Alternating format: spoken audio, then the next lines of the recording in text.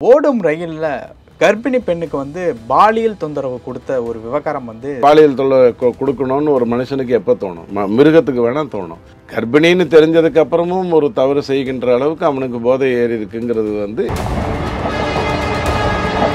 அந்த பொண்ணை டார்கெட் பண்ணிட்டு இவ எங்கெல்லாம் தனியா இருக்காங்கிறத நான் பார்க்குறேன். அந்தந்த இடத்துலலாம் நான் போய் நிற்கிறேன்.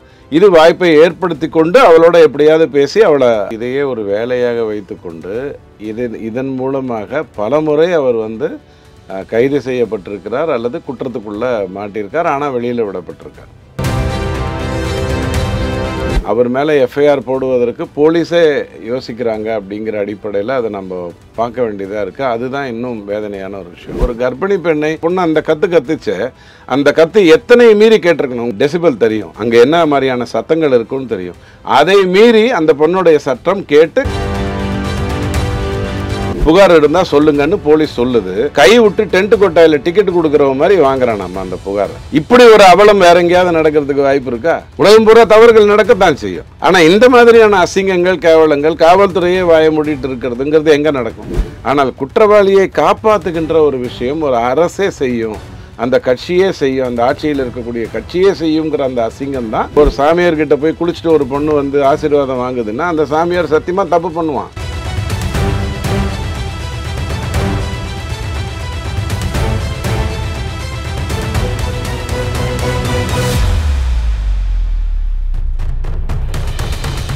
ரியலோ நேயர்களுக்கு வணக்கம். இன்று நம்மளுடைய நேர்காணலுக்கு துக்ளக் வாசகரான திரு ரவி டிடிஎஸ் அவர்கள் இணைஞ்சிருக்காங்க. சார் வணக்கம். வணக்கம். எப்படி இருக்கீங்க? நல்லா போயிட்டு இருக்கு, ரொம்ப மகிழ்ச்சியா இருக்கு. நாளைக்கு ஈரோடு கிழக்கு தேர்தலினுடைய ரிசல்ட் வரும்போது இன்னும் கொஞ்சம் மகிழ்ச்சி இருக்கிறதுக்கு வாய்ப்பு இருக்கு. இல்லை அதெல்லாம் வந்து திமுக ஜெயிக்கிறதுங்கிறது வந்து ஒரு பெரிய விஷயம் இல்லை. டெல்லியில் வந்து அத்தனை அசம்பிளி சீட்டுக்கும் மொத்தமாகவே ஒரு 7 பேருக்கோ 15 பேருக்கோ 15 கோடி ரூபாய் கொடுக்குறாருன்னு பிஜேபி கொடுக்குதுன்னு கெஜ்ரிவால் சொல்லியிருக்காரு. கூட்டினா 200 கோடி தான் வருது. இங்கே ஒரே ஒரு இடைத்தேர்தலுக்கே அந்த 200 கோடி இவங்க செலவு பண்ணிடுவாங்க. ஆனால் சீமான் ஐயாவுக்கு 8000 வாக்கு வருதா, 10,000 வருதா, 11,000 வருதா, அல்லது அதிமுக 22,000, பிஜேபி 8,000 சேர்த்து 30,000 வருதாங்கிறது மட்டும்தான் நம்ம கூர்ந்து கவனிக்க வேண்டிய ஒரு விஷயமே தவிர வேறு எதுவும் கிடையாது. சீமான் ஐயாவுக்கு வாக்கு வரணுங்கிறது இல்லை நம்மளுடைய நோக்கம். ஆனால் இந்த எதிர்ப்பு அப்படிங்கிறது வந்து தொண்டர்கள் மத்தியில், வாக்காளர்கள் மத்தியில் ஒருங்கிணைக்கிறதா அப்படின்னு பார்க்கறது தான் நம்மளுடைய எண்ணமாக இருக்கும். ஆக்சுவலாக இப்போ நான் நார்மலாக வந்து நானும் இல்லை, எல்லாருமே வந்து இன்டர்வியூவில் ஏதாவது கொஸ்டின் கேட்டால் தான் அடுத்தது ஏதாவது பதில் வரும். வணக்கம் சொன்னதுக்கு அப்புறமே விஷயங்கள் சொல்கிற. நல்லா இருக்கீங்களான்னு கேட்டால் தேசம் நல்லா இருக்காங்கிறது மட்டும்தான் நமக்கு தெரியும். நம்ம நல்லா இருக்கோங்கிறது எப்படியும் இயல்பாக இருக்கக்கூடிய ஒன்று தான். ஸோ இன்றைக்கி என்ன நடக்குது, டெல்லியில் என்ன நடக்க போகுது, நாளைக்கு ஈரோடு கிழக்கில் என்ன நடக்க போகுது, அது பார்க்குறதுக்கு பசுமையாக இருக்கா அப்படிங்கிற அடிப்படையில் தானே நம்ம நல்லா இருக்க போகிறோமா, இல்லை தொடர்ந்து இதே மாதிரியே பணத்தை வாங்கிட்டு ஓட்டு போட்டு கஷ்டத்தை அனுபவிக்க போகிறோமாங்கிறது தெரியும். ஓடும் ரயிலில் கர்ப்பிணி பெண்ணுக்கு வந்து பாலியல் தொந்தரவு கொடுத்த ஒரு விவகாரம் வந்து சமீபத்தில் வந்து பேசும் பொருளாக மாறி இருக்கு. அண்ணா யூனிவர்சிட்டியில் தொடங்கி கிளாம்பாக்கத்தில் வட மாநில பெண்ணுக்கு வந்து ஆட்டோவில் பாலியல் சர்ச்சை கொடுத்ததா இருக்கட்டும், அதை தொடர்ந்து ஓடும் ரயிலில் ஒரு பெண்ணுக்கு வந்து கர்ப்பிணி பெண்ணுக்கு வந்து பாலியல் தொந்தரவு கொடுத்து ரயில்லேருந்து கீழே தள்ளி விட்டு அவங்களுக்கு வந்து கை கால் இந்த மாதிரியான இடங்கள்ல அடிபட்டு இப்போ வந்து மருத்துவமனையில் வந்து சிகிச்சையில் இருக்காங்க. இது குறித்து எடப்பாடி அவர்கள், எதிர்க்கட்சி தலைவராக இருக்கக்கூடிய எடப்பாடி அவர்கள் வந்து தொடர்ச்சியாக இந்த மாதிரியான பாலியல் விஷயங்களை வந்து கேட்கும்போது வந்து ரொம்ப பதட்டமாகுது, சாலைகளில் பெண்கள் வந்து நடக்க முடியல அப்படின்னு சொல்லிட்டு அவருடைய பதில், ஆதங்கம் எல்லாத்தையும் வந்து சொல்லியிருக்காங்க. இந்த தொடர் பாலியல் சர்ச்சைகள், அதற்கப்புறம் பாலியல் சீண்டல்கள், இந்த ஓடும் ரயிலில் நடந்த விஷயம், இதை பற்றின உங்களுடைய பார்வை எப்படி? இந்த விஷயம் உலகம் பூரா நடந்துட்டு இருக்கிற ஒரு விஷயம்தான். ஆனால் நீங்கள் கிளாம்பாக்கம் விஷயம் சொல்லும் பொழுது அந்த பர்டிகுலர் ஆட்டோ டிரைவர் வந்து இதையே ஒரு வேலையாக வைத்து கொண்டு இதன் மூலமாக பலமுறை அவர் வந்து கைது செய்யப்பட்டிருக்கிறார் அல்லது குற்றத்துக்குள்ளே மாட்டியிருக்கார். ஆனால் வெளியில் விடப்பட்டிருக்கார். இதுதான் நமக்கு இருக்கிற மிகப்பெரிய வருத்தமான ஒரு விஷயம். அந்த ஆளை அவர் மேலே எஃப்ஐஆர் போடுவதற்கு போலீஸே யோசிக்கிறாங்க அப்படிங்கிற அடிப்படையில் அதை நம்ம பார்க்க வேண்டியதாக இருக்குது. அதுதான் இன்னும் வேதனையான ஒரு விஷயம். ஆனால் அந்த பெண் அந்த ஆட்டோவில் வந்து சத்தம் போட்டு தன்னை இந்த சுற்றி இருக்கக்கூடியவங்களை தனது பக்கம் ஈர்த்து அந்த சூழ்நிலையிலையும் கிட்டத்தட்ட ஒரு ஆட்டோவில் ஒரு 3 பேர் ஏறி அதை வந்து ஏறத்தாழ ஒரு பயத்துக்குள்ளான ஒரு சூழ்நிலையை கொண்டு வந்த போது கூட அந்த பெண் வந்து அவ்வளோ அழகாக அதை ஹேண்டில் பண்ணி அதிலிருந்து தப்பிச்சு வெளில வந்ததுங்கிறது நம்ம பாராட்ட வேண்டிய விஷயம். அண்ணா யூனிவர்சிட்டி விஷயத்துலையும் அவங்க வந்து அதை புகார் கொடுக்கணும்னு நினைத்ததே மிகப்பெரிய ஒரு பாராட்டு தள்ளக்கூடிய ஒரு விஷயம். ஏன்னா இன்றைக்கி இருக்கக்கூடிய சூழ்நிலையில் ஆம்ஸ்ட்ராங் மாதிரி ஒரு கட்சியினுடைய தலைவரையே நடு ரோட்டில் வெட்டி போட்டுட்டு அதுக்கப்புறம் கேஸ் வந்து இஷ்டத்துக்கு நடக்கும் அப்படிங்கிற ஒரு சூழ்நிலை இருக்கும் பொழுது இந்த எதிர்ப்புகள் பெண்கள் மத்தியிலிருந்து வர்றதுங்கிறது தான் நம்ம பார்க்கணும். எடப்பாடி ஐயா இதை பற்றி என்ன சொல்கிறாரு, உடனே ஸ்டாலின் ஐயா வந்து பொள்ளாச்சியில் எனக்கு 100 சாரை தெரியும்,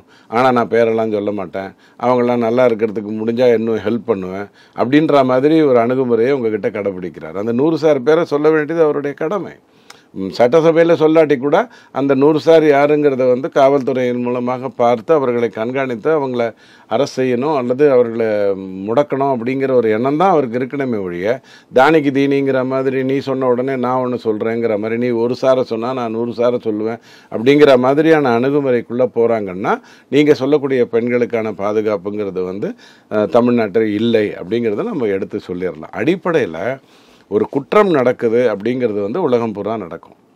அந்த குற்றத்துக்கான சூழ்நிலையை நாமளே கூட ஏற்படுத்துவோம். போதை அப்படிங்கிறது வந்து இந்த விஷயத்தை இன்னும் வீரியப்படுத்தி இன்னும் அசிங்கமாக கேவலமாக நடப்பதற்கு ஏற்பாடு பண்ணும். இது கூட எல்லாமே உலகத்தில் நடக்கும். ஆனால் குற்றவாளியை காப்பாற்றுகின்ற ஒரு விஷயம் ஒரு அரசே செய்யும், அந்த கட்சியே செய்யும், அந்த ஆட்சியில் இருக்கக்கூடிய கட்சியே செய்யுங்கிற அந்த அசிங்கம் தான் தமிழ்நாட்டில் நடக்கிறத பற்றி நம்ம வருத்தப்படணும். ஓகே. ஆனால் ஓடும் முறையில் அந்த மாதிரியான பாலியல் தொந்தரவு அப்படிங்கிறது வந்து என்னதான் நடக்குது அப்படிங்கிற ஒரு கேள்வி எழுப்புதில்ல? இல்லைங்க, அதாவது வாய்ப்பு அப்படிங்கிறது வந்து தெரிஞ்சோ தெரியாமலோ நாம் ஏற்படுத்துகிறோம். கர்ப்பிணின்னு தெரிஞ்சதுக்கு அப்புறமும் ஒரு தவறு செய்கின்ற அளவுக்கு அவனுக்கு போதை ஏறி இருக்குங்கிறது வந்து இது வேற என்ன, வேற எப்படி பண்ணுவான்? ஒரு கர்ப்பிணி பெண்ணை பாலியல் தொல்லை கொடுக்கணும்னு ஒரு மனுஷனுக்கு எப்போ தோணும்? மிருகத்துக்கு வேணால் தோணும், மனுஷனுக்கு எப்படி தோணும்? மனிதன் மிருகமானதான் தோணும். மனிதன் மிருகமாக எப்படி ஆவான்? போதையை ஏற்றுக்கொண்டால் தான் அவன் ஆக போகிறான். இது எல்லாத்தையும் மறைச்சிருவாங்க. அவன் அந்த இடத்துல இருந்தான், அந்த பொண்ணை காப்பாற்றணும்னு நினச்சான், அந்த பொண்ணு தற்கொலை பண்ணிக்கணும்னு நினச்சிது, அதை காப்பாற்றுவதற்காக இவன் போனான்னு எல்லாம் கதை சொல்கிறதுக்கு உங்களுக்கு நிறைய வாய்ப்புகள் இருக்குது. ஸோ அடிப்படையில் பெண்களை பொறுத்த வரைக்கும் நான் பலமுறை சொல்கிறேன், ஒரு நபர் 2 நபர் இருக்கக்கூடிய இடத்துல தயவு செஞ்சு இருக்காதீங்க. 10 பேர் 50 பேர் இருக்கக்கூடிய இடத்துல மட்டும் தனியாக போங்க. இது வந்து நம்ம பெண்களை நோக்கி தப்பாக சொல்கிறோங்கிற அவசியம் இல்லைங்க. பெண்ணை பெற்ற ஒரு தகப்பன் என்ன பேசுவான் அப்படின்னு சொன்னால், அம்மா உலகம் ரொம்ப கெட்டு போயிருக்கு, ரொம்ப மோசமாக இருக்குது, இது பாரு எப்படி நடந்திருக்கு, அந்த இடத்துல ஒரு காரில் வந்து கட்சி கொடி கட்டிட்டு வர்றாங்க, கட்சி கொடி ஏண்டா கட்டின அப்படின்னு கேட்டால் போலீஸில் இருக்கிறவரே சொல்கிறாரு, சார் அவர் கட்சி கட்டினா தானே சார் அவர் டோல்லேருந்தெல்லாம் தப்பிக்க முடியும், அவருக்கு வந்து எந்த ஒரு பில்லும் போடாமல் பண்ணுவாங்க, அவர் இயல்பாக இருக்கணும்ல சார், அவர் இயல்பாக இருக்கிறதுக்கு கட்சி கொடி கட்டினா தானே சார் முடியும்னு ஒரு போலீஸ் அதிகாரி சொல்கிறாருன்னா, நான் ஒரு பெண்ணை பெற்ற தகப்பனா நான் என் பொண்ணுக்கு என்ன சொல்லுவேன்? அம்மா முடிஞ்ச அளவுக்கு தனியாக எந்த இடத்துலையும் இருக்காத, நீ எங்கே வேணாலும் போய் எப்படி வேணாலும் வா, 4 பேர் இருக்கிற இடமாவே பார்த்து நெல், தனியாக நிற்காத அப்படின்னு நம்ம அட்வைஸ் பண்ண வேண்டிய அவசியம் நமக்கு வரத்தானே செய்யுது. இப்போது போர் வருது, ஒரு போர் வந்து நடக்குது அப்படின்னு சொன்னால் நம்ம மக்கள்கிட்ட என்ன சொல்லுவோம்? வீட்டில் போய் பதுங்கிக்கோங்கன்னு நான் சொல்லுவோம், பாதுகாப்பான இடத்துக்கு போங்கன்னு சொல்லுவோம். அது வந்து என்னால் உனக்கு பாதுகாப்பு கொடுக்க முடியலன்னு அர்த்தம் அப்படி கிடையாது. நீ பாதுகாப்பான இடத்துக்குள்ளே போகுன்னு தான் நம்ம சொல்லணும். ஸோ பெண்களுக்கு நம்ம தொடர்ந்து அதுவும் இதில் வயசு வித்தியாசமே இல்லாத 4 வயதிலிருந்து 5 வயதிலிருந்து ஒரு ஸ்கூலில் வந்து ஒரு பிடி மாஸ்டர் இருக்காருனாலே, அடிப்படையில் சொல்கிறேன், இந்த பிடி மாஸ்டருங்கிற ஒரு மேட்டரே ரொம்பவும் யோகியர்களுக்கு மட்டும்தான் அந்த வேலையே கிடைக்கணும். அவனுக்கு யோகியத்தன்மை கொஞ்சம் முன்ன பின்ன, இப்போ ஒரு சாமியார்கிட்ட போய் குளிச்சுட்டு ஒரு பொண்ணு வந்து ஆசீர்வாதம் வாங்குதுன்னா அந்த சாமியார் சத்தியமாக தப்பு பண்ணுவான். குளிச்சுட்டுன்னா அது என்ன, சுத்தமாக வர்றாங்க, ஒரு தலையை தோட்டிக்காமல் ஒரு இதோட வர்றாங்கன்னு சொன்னால் சாமியாரே வந்து தப்பு பண்ணுறதுக்கு தான் இறங்குவான். இதுதான் இயல்பான ஒரு விஷயம். 99.5% ஆண்கள் வாய்ப்பை ஏற்படுத்துகிறார்கள் அல்லது வாய்ப்புக்காக காத்து கொண்டிருக்கிறார்கள் அல்லது வாய்ப்பை பயன்படுத்துகிறார்கள். 99.5 தான் வாய்ப்பு கிடைத்தும் தப்பு பண்ணாமல் இருக்கிறதுங்கிறது வந்து ரொம்ப ரேர். 100க்கு உதாரணமாக சொல்லுங்க. வாய்ப்பு ஒரு பொண்ணை டார்கெட் பண்ணுறேன், அந்த பொண்ணை டார்கெட் பண்ணிட்டு இவன் எங்கெல்லாம் தனியாக இருக்காங்கிறத நான் பார்க்குறேன், எந்த இடத்துலலாம் கூடி இருக்கான்னு நான் பார்க்குறேன், அந்தந்த இடத்துலலாம் நான் போய் நிற்கிறேன். இது வாய்ப்பை ஏற்படுத்தி கொண்டு அவளோட எப்படியாவது பேசி அவளை அசிங்கப்படுத்துறது. வாய்ப்புக்காக காத்திருக்கிறதுங்கிறது ஒன்று உண்டு. நான் எதுவுமே பண்ணலை, அந்த பொண்ணு இருக்கக்கூடிய இடத்துலலாம் நான் போய் அமைதியாக இருக்கேன், என்னையை பார்த்துட்டு ஒரு பரிதாபம் வரும். அல்லது உங்களை வச்சு நான் என்னை அடிக்க சொல்லுவேன். தடுக்கும்போது அதை பயன்படுத்திட்டு அந்த நட்பை ஏற்படுத்தும். இது ரெண்டும் வாய்ப்பு தானே கிடைப்பதுன்னு அப்படிங்கிறது வந்து இயல்பாக இன்னைக்கு பெண்கள் விஷயத்துலையும் நீங்கள் நிறைய தவறுகள் நடக்கிறதெல்லாம் பார்க்குறோம். ரொம்ப சாதாரணமாக பார்ட்டிக்கு வர்றதும் மற்றதுக்கு வர்றதுங்கிறதெல்லாம் பார்க்குறோம். அந்த இடத்துல நான் வாய்ப்பை பயன்படுத்துகிறேனா? இல்லை, நான் எனக்கு இந்த வயசாகிடுத்து, எனக்குன்னு ஒரு குடும்பம் இருக்குது, உனக்குன்னு ஒரு பருவம் இருக்குது, நீ நல்லா இருக்கணும் அப்படின்னு நினைத்து ஒரு சகோதரனாக, ஒரு தந்தையாக, ஒரு மாமனாக பார்க்கணுங்கிற ஒரு எண்ணம் எனக்கு வரலைன்னா நான் தப்பு பண்ணுவேன். ஆக 200க்கு ஒருத்தர் கண்டிப்பாக இந்த வாய்ப்பு கிடைத்தும் தப்பு பண்ணாமல் இருக்காங்க. ஆனால் மீதி 199 பேர் ஒன்றா காத்திருக்காங்க, அல்லது ஏற்படுத்துகிறாங்க, அல்லது பயன்படுத்திக்கிறாங்க. இந்த சூழ்நிலை இருக்குது. இது எங்கே இது கூட தான் உலகம் பூரா இருக்கும்.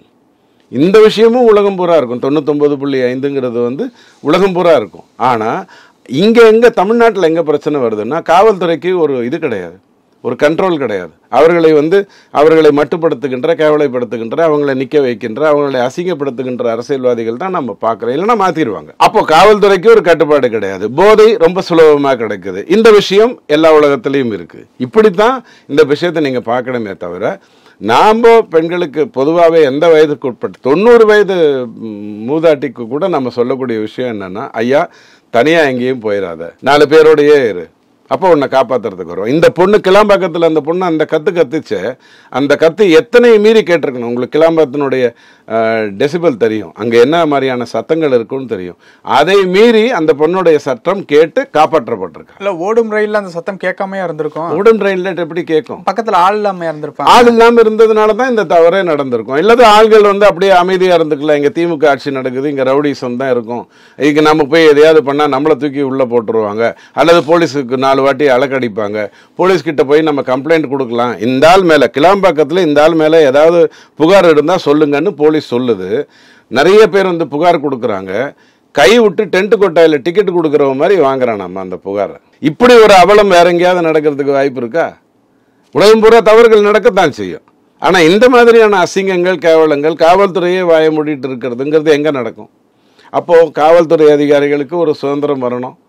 அவங்க என்ன ஸ்டெப் எடுத்தாலும் அதுக்கு ஒரு நல்ல விஷயம் வரணும். நாம் நம்மளை பொறுத்த வரைக்கும் கொஞ்சம் பாதுகாப்பாக இருக்கணும். ஏன்னா 199.5 ஆண்கள் இந்த 3 வகைக்குள்ளே தான் இருக்காங்க. ஓகே சார், நிறைய விஷயங்கள் பகிர்ந்துக்கிட்டீங்க. நேரத்துக்கு ரொம்ப தேங்க்யூ.